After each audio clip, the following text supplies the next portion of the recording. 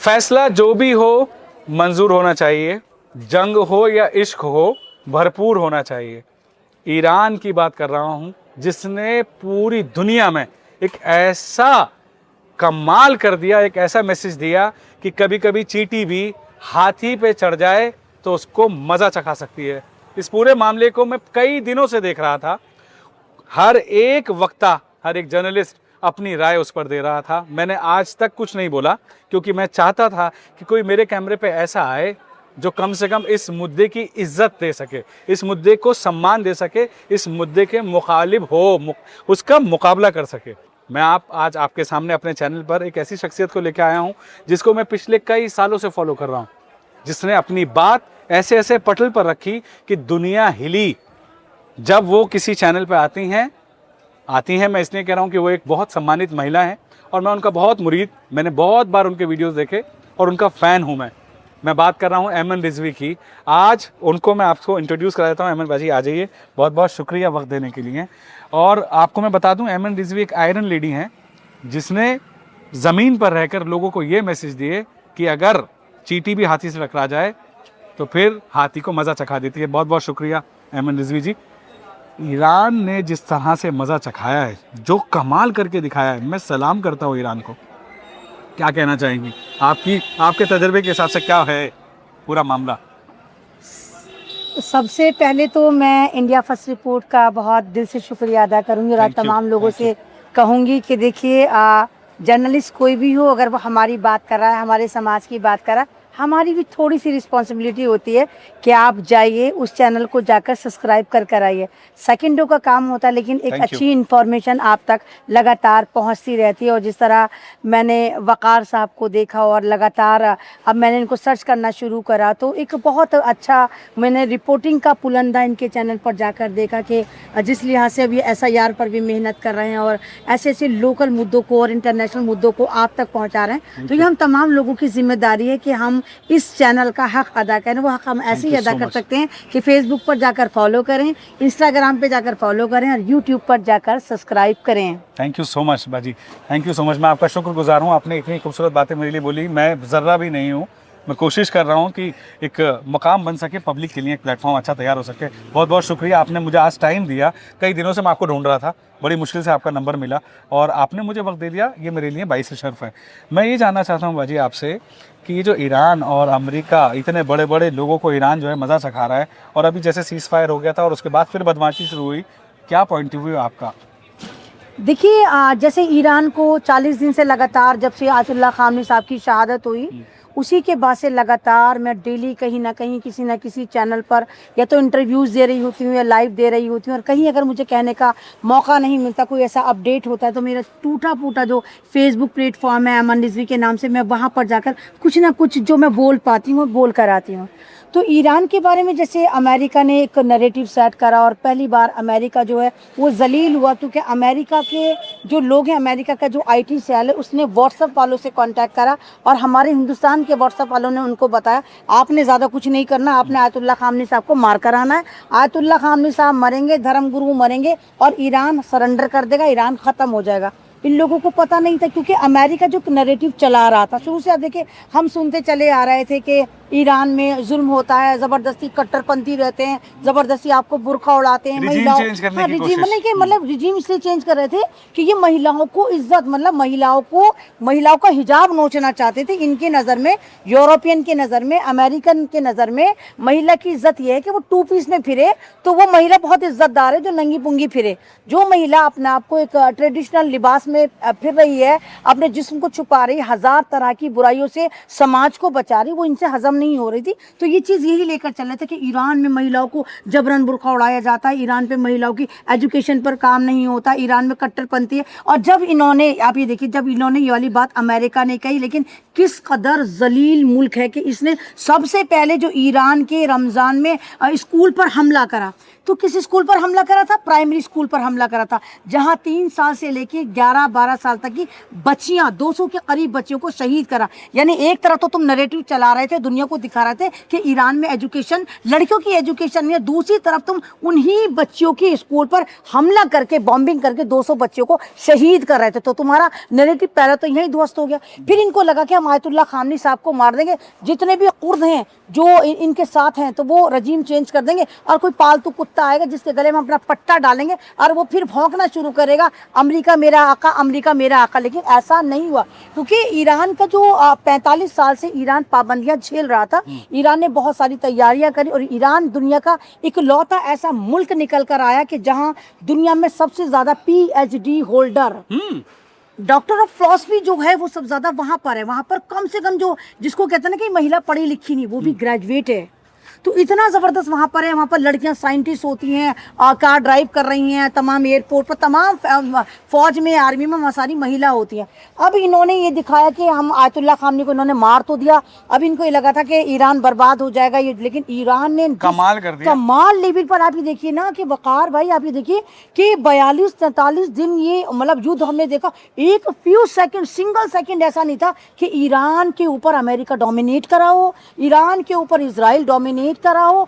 ऐसा लग रहा था कि पूरी दुनिया एक तरफ, यानी सारी खुदाई एक तरफ और ईरान एक तरफ। ईरान अकेला देखिए खाड़ी देश से लड़ रहा था, इजराइल से लड़ रहा था, अमेरिका से लड़ रहा था, सोशल मीडिया से लड़ रहा था, अपने यहाँ की शहादतों से भी लड़ रहा था। कि मतलब देखिए लगातार उनके टॉप लीडर शहीद हो रहे थे, लगातार उनके ऊपर हमला हो रहा था। देखने वाली बात है कि टॉप लीडर ए गए तो बी खड़े हुए, बी गए तो सी खड़े हुए, लेकिन ईरान की बॉम्बिंग या ईरान के लड़ने का जो तरीका था उसकी मात्रा में फर्क नहीं आया बिल्कुल भी। क्या कहती हैं? तो वो देखिए कि वहाँ पर जो था ना, वहाँ पर ना तो दलालियाँ चलती है। अगर आप दुनिया को स्टडी करते हैं तो दुनिया का इकलौता मुल्क ऐसा है ईरान कि जहाँ पर ना तो करप्शन है ना दलालियाँ हैं, वहाँ पर एक लीडरशिप है। अब वो लीडरशिप प्राइम लीडरशिप नहीं है कि जैसे सारी फौजों का एक ही जी आपने बनाकर बैठा दिया कि जी हमारी तमाम फौजों को एक ही हैंडल करेगा, ना बिल्कुल भी नहीं। वहाँ छोटी छोटी टुकड़ियाँ बनाई गई हैं और उन टुकड़ियों को जो लीड करता है वही उनका लीडर होता है। अब वो जो डिसीजन लेता है ना, वो किसी को जवाब दे नहीं होता, उसको जो भी सही लगता है वो डिसीजन लेता है। और इस चीज़ ने ईरान को बहुत मजबूत करा, क्योंकि वहाँ की जो टुकड़ियाँ थी, चाहे वो फौज की टुकड़ियाँ हो, चाहे वो मीडिया की टुकड़ियाँ हो, चाहे वो लोगों की टुकड़ियाँ, वो आपस में जो फैसले कर रही थी, देख रही थी, वो बला के ज़बरदस्त सटीक थे। और उसके बाद ये सोशल मीडिया पर भी लड़ रहे थे और अमेरिका को एक्सपोज कर रहे थे। आपने खुद देखा कि ट्रम्प को देखा कि मतलब दुनिया ने एक ऐसा दिखाया, एक बाजारू लैंग्वेज जैसा कहते हैं ना, अरे बड़ा छपरी आदमी अपनी बाजारू लैंग्वेज बोलता है, अरे बड़ा गलोचा है, बेंचिक माचिक करता है। तो वो बेंचिक माचिक एक मुल्क का प्रेसिडेंट कर रहा था, ट्रम्प कर रहा था। अब बोले ईरान को गालियां दे रहा था, और ईरान वाले किस कदर सब्र व तहम्मुल का मुजाहरा कर रहे थे। यानी टॉप लीडर शहीद हो रहे हैं, बच्चे शहीद हो रहे हैं, उनके ब्रिज पर बॉम्बिंग करी जा रही, जबकि ये क्राइम वॉर है। आप किसी के ब्रिज पर, हॉस्पिटल पर, किसी भी मुल्क के हॉस्पिटल पर हमला नहीं कर सकते, उनके ब्रिज पर हमला नहीं कर सकते, उनकी फैसिलिटी पर हमला नहीं कर सकते, आबादी पर, उनकी रेलवे लाइन पर। लेकिन लगातार अमेरिका करे जा रहा था ताकि ईरान कमज़ोर हो जाए। ईरान कमज़ोर तो नहीं होना था, ईरान ने इनकी खालों में वो भूसा भरा, क्योंकि अब अमेरिका बड़े बदमाश हैं। आप ये देखिए कि लोगों को लग रहा था कि ईरान में जो है वो रजीम चेंज इसलिए हो रहा है कि वहाँ पर लोगों को आज़ादी नहीं, ऐसा कुछ भी नहीं था। अमेरिका पूरी दुनिया इस एक्शन से सारे के सारे ईरानीज जो हैं वो एक सफ में खड़े हो गए, सारे महमूद और अयाज। जी जी, एक ही सफ में खड़े हो गए, महमूद और अयाज, ना कोई बंदा रहा ना कोई बंदा नवा। तो अब ये देखिए कि सुप्रीम पावर बनकर ईरान निकल कर आ गया कि एशिया का, मध्य एशिया की सबसे पावरफुल मुल्क में अगर शुमार होगा, इतिहास याद रखेगी। और एक ऐसी शहादत, आयतुल्लाह खामनी साहब जो 86 साल के बुजुर्ग थे, मतलब वो बंदा शहीद हो गया, मुल्क के लिए शहीद हो गया और दुनिया उसको याद रखेगी। तो करबला के बाद अगर दुनिया ने सबसे बड़ी शहादत नोट करी तो आयतुल्लाह खामनी साहब की है। और आयतुल्लाह खामनी साहब की शहादत को सबने याद करा, लेकिन ये नहीं कहा किसी ने। किसी वीडियो में आपने देखा कि ईरान ये कह रहा हो कि खामनी साहब की बेटी मारी गई, उनका दामाद मारा गया, उनकी नवासी मारी गई, नहीं कहा। उन्हें पता था कि ये तो कुर्बान होने के लिए। लेकिन हमारा इमाम जो 35 साल से दुआएं कर रहा था कि अल्लाह मैं जरा सी गफलत का शिकार ना हूँ, मैं दुनिया से मोहब्बत ना करूँ, तेरा दीन बचा के चलूँ, इंसानियत बचा कर चलूँ, मुल्क बचा कर चलूँ, तो वो वाकई मुल्क बचा कर चले गए। और लोगों ने, मतलब देखिए जब कोई नौजवान मरता है ना तब भी इतने रोले नहीं पिटते हैं। जब आयतुल्लाह खामनी साहब की शहादत हुई, पूरी दुनिया बावली हो गई, पूरा हिंदुस्तान सड़कों पर निकल गया। हिंदुस्तान में दुनिया में सबसे ज्यादा प्रोटेस्ट हुए, अगर ईरान में, ईरान के लिए सबसे ज्यादा प्रोटेस्ट हुए, सबसे ज्यादा अगर यहाँ अफसोस मनाया गया पूरी दुनिया में, तो उस मुल्क का नाम था इंडिया। इंडिया पल पल ईरान के साथ खड़ा था। यहाँ भी एक ही सफ में खड़े हो गए थे सारे महमूद सारे अयाज। के सारे खड़े हो गए। दूसरी बात, अब लोगों को पता चल गया कि जो ट्रम्प जो ड्रामे कर रहा था, वह अब ये देखिए कैसे कैसे स्टेटमेंट दे रहा था। कह रहा था कि अगर जी मैं जंग हार भी गया या जीत भी गया, मैं तो वेनेजुएला चला जाऊंगा, मैं तो वहां से जाके राष्ट्रपति का इलेक्शन लड़ूंगा।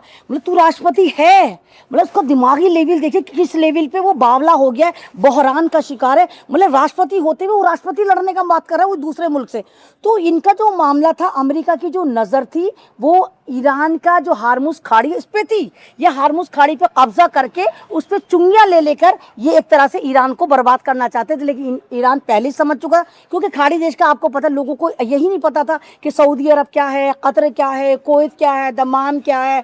तो लोगों को ये लग रहा था कि नहीं, इनका मतलब अमेरिका से कोई रिलेशन नहीं है। लेकिन अब जब ईरान ने खाड़ी देश के उन तमाम अड्डों पर हमला करे जहां से ईरान पर लगातार अमेरिका हमला कर रहा था, तो लोगों को समझ में आया कि हमला तो अमेरिका कर रहा है, लेकिन ईरान इन पर क्यों हमला कर रहा है। फिर पता चला कि ईरान इन पर हमला नहीं कर रहा था, खाड़ी देश पर हमला नहीं कर रहा था, वो खाड़ी देश के उन बेस पर, फौजी बेस पर, आर्मी बेस पर, उन एयरपोर्ट्स पर, वहां पर हमला कर रहा था जहां पर ईरान, अमेरिका के दलाल बैठे हुए थे, अमेरिका की फौज बैठी हुई थी। आप देखिए कि दुनिया में सबसे ज्यादा तरक्की आप देखिए किसने करी, दुबई ने करी, कतर ने करी। हम तो भारत बड़े सक्षम देश है ना, बड़े मेहनती भी, और हमारे यहाँ के नौकर मजदूर जाके वहाँ पर मजदूरियाँ कर रहे थे ना। दुबई को बनाने में अगर किसी का हाथ है तो हिंदुस्तान के मजदूरों का हाथ है। कतर को हिंदुस्तान के मजदूरों ने बनाया, यानी हम मजदूरी करने जा रहे थे। क्यों? क्योंकि अमेरिका ने उसको किस लिए टारगेट करा। अमेरिका को पता था कि सऊदी में पेट्रोल, सऊदी में सोना, सऊदी में गैसेस, तो ये वहाँ जाकर बैठ गया। बैठने के बाद इसने कहा कि हम तुम्हें बचाएंगे, हम तुम्हें इराक से बचाएंगे, हम तुम्हें ईरान से बचाएंगे, हम सबको बर्बाद कर देंगे, हम तुम्हारी अय्याशियों पर फर्क नहीं आने देंगे। तो ये सारे आपको पता है कि सऊदी अरब तो है नहीं तो यहूदी अरब है, यहूदी ने लेके बैठा हुआ है, तमाम अय्याशें इनके यहाँ होती हैं। मैं लगातार ये कहती हूँ कि 57 इस्लामिक मुल्क कहा जाता है, लेकिन 57 में इकलौता ईरान एक ऐसा है जो इस्लामिक कंट्री भी, और एक 56 बहनों का आवारा औबाश अय्याश बहनों का अगर इकलौता भाई है तो वो ईरान है। इसकी 56 बहनें आवारा थी, जगह जगह मुंह मारती फिरती थी, घर में नहीं रहती थी। तो ईरान ने इन सबको कंट्रोल करा, और आज जिस तरह सऊदी अरब भी अमेरिका के आगे तरले मिन्नाते कर रहा कि भाई हमें छोड़ दो, हम बाज है, हम ईरान के साथ हैं। तो ईरान बहुत बड़ी पावर बन के उभरेगा। और जिस तरह अब ये देखिए कि 10 शर्तें ईरान ने दी कि हमें मतलब जो 10 शर्तों में बहुत सारी शर्तें, उसने कहा हार्मुज हमारे पास रहेगा, आप सीरिया पर हमला नहीं करेंगे, फिलिस्तीन पर हमला नहीं करेंगे, लेबनान पर हमला नहीं करेंगे, इराक पर हमला नहीं करेंगे, खाड़ी देश से छोड़कर भाग जाएंगे, हमारा नुकसान कंपनसेट आप देंगे, आपने जितने भी हमारे पे एक तरह की आपने सेंक्शन लगा रखी तमाम चीज़ें हटा देंगे। ट्रंप ने कहा सब मंजूर है, सब मंजूर है, सब मंजूर है, सब मंजूर है। कह के किसको इसने मीडिएटर बनाया? पाकिस्तान को। बताइए, वो पाकिस्तान जो खुद इतना बर्बाद मुल्क है, जिसको हमारा हिंदुस्तान हर वक्त ये दिखाता रहता है कि इनके आलू महंगे, टमाटर महंगे, सेब महंगे, बर्बादियां लगी हुई हैं, बम बम मारते रहते एक दूसरे के ऊपर। तो इसने क्या कहा, ट्रंप ने क्या कहा कि जी मैंने पाकिस्तान को इसलिए बनाया कि मैं चाहता हूँ कि मेरी बात सुनने के लिए कोई बावला हो, मतलब मुझसे ज़्यादा अकलमंद ना हो। अरे ये बावला मुल्क है, मेरी सुनेगा, मेरे आगे ये सारे के सारे हाथ जोड़कर खड़े रहेंगे। अब ये देखिए कि उसने फिर भी 10 शर्तें मानने के बाद ट्रंप कह रहे हमने कौन सी शर्तें मानी, हमने तो नहीं मानी। फिर दोबारा देखिए जाकर किस तरह बॉम्बिंग ईरान में भी हो रही है, लेबनान में भी हो रही है। तो ईरान मतलब एक तरह से कहिए कि ये युद्ध विराम होते होते भी, ये युद्ध विराम मुझे नहीं लगता कि होगा, क्योंकि लेबनान की कंडीशन जिस तरह से खराब कर रहा है, देखिए बॉम्बिंग चल रही है, कई सौ लोगों को वहाँ पर सिविल्स को, जो वहाँ के आम शहरी हैं, उनको मार गिराया गया। तो अमेरिका कह रहा है कि जी इजराइल का तो कोई मतलब नहीं, इजराइल तो तेरा ही बेटा है ना। अगर अमेरिका इजराइल को असला देना बंद कर दे तो आपको लगता है कि इजराइल कुछ करेगा? ये अमेरिका सुपर पावर है भाई, हम सुपर पावर हैं। हम क्यों हैं? हम कहते हैं जहाँ डाल डाल पर करती है सोने की चिड़िया बसेरा, वो भारत देश है मेरा। हमारे, हम जमीन से खेती किसानी वाला मुल्क है, तो हम तो बाकी सोना उगाते हैं, अपनी मेहनत वाला सोना उगाते हैं। अमेरिका क्या करता है, यूरोप क्या करता है? ये लोग लाशों का कारोबार करते हैं, खून का कारोबार करते हैं, इंसानी चीथड़ों का कारोबार करते हैं, ये जंग के सामान भेजते हैं कि जाओ किसी भी मुल्क को बर्बाद कर दो और ख़त्म। आपने देखा कि अफगानिस्तान में 80 लाख शहरियों को उसने 20 साल में मार गिरा। पूरा इन्होंने इराक ख़त्म कर दिया, सीरिया ख़त्म कर दिया, लेबनान ख़त्म कर दिया, यमन पे इनके हमले रहते हैं, यानी सिर्फ इंसानों को मारते हैं। लेकिन ईरान ने कहा कि मैं वो चींटी हूँ, जो हाथी की सूंड में अगर घुस जाऊं तो उसकी मौत की वजह बन जाती हूँ। और बिल्कुल सही ईरानियों बात। ने इन सबको, इन बावलों को, ये जो बग्गा है, सफेद बिल्कुल, ये भूरा है ना, ट्रम्प भूरा, जिसका हर काम है अधूरा, इसको दिखाया कि भाई हम ईरान हैं। हमें मत काउंट करना कि तुमने व्हाट्सएप पे जाकर डेटा ले लिया और 4 दिन में तुम्हें हम खत्म कर दोगे। हमें तजर्बा है, हमने किस तरह इराक के साथ 8 साल जंग लड़े और इराक ही हमारे पैरों में आया, तब जंग बंदी हुई थी। तो हम तो 8 साल के 80 साल लड़ लेंगे। Thank you so much. आप ज़ख़ीरा हैं बातों का। मुझे लगता है कि कंटेंट इम्पॉर्टेंट है, आपकी एक एक अल्फाज इम्पॉर्टेंट है, और मैं अपने दर्शकों से कहता हूं कि आप इस इंटरव्यू को सुनिए, इस बात को सुनिए। हिंदुस्तान में जिस तरह से 50,000 आवाज़ों को अगर एक साथ जोड़ दिया जाए तो एक आवाज़ बनेगी, वो है आवाज़ ऐमन रिजवी की। बहुत बहुत शुक्रिया। शुक्रिया आपका। मैं शुक्रगुजार हूँ, एहसानमंद हूँ आपका, और गुजारिश कर रहा हूँ अपने चैनल के माध्यम से कि आने वाले वक्त में हमारे चैनल की रहनुमाई कीजिएगा और हमें और वक्तन फ़रदन टाइम दीजिएगा ताकि आपकी बात हमारे चैनल के ज़रिए भी लोगों तक पहुँचे। थैंक मैं यू भी सो मच। बहुत खुश नसीब हूँ कि इस प्लेटफॉर्म पर मुझे पहली बार बोलने का मौका मिला, और मैं यही कहूँगी अल्लाह ताला आप इसी तरह आवाज़ उठाते रहें और अल्लाह ताला आप इसी तरह उरूज पर जाते रहें। Thank you so much, thank you so much. तो ये है किस्सा ईरान का। ईरान को शत शत प्रणाम, शत शत सलाम, 100 सलाम पूरी दुनिया कर रही है, क्योंकि मुल्क पे जब बात आ जाए तो फिर मुल्क को बचाने के लिए तो हम भी अपनी जान कुर्बान करेंगे अगर हमारे मुल्क की बात हो। कैमरामैन मोहम्मद इकबाल के साथ मैं वक़ार अहमद, ओखला, दिल्ली।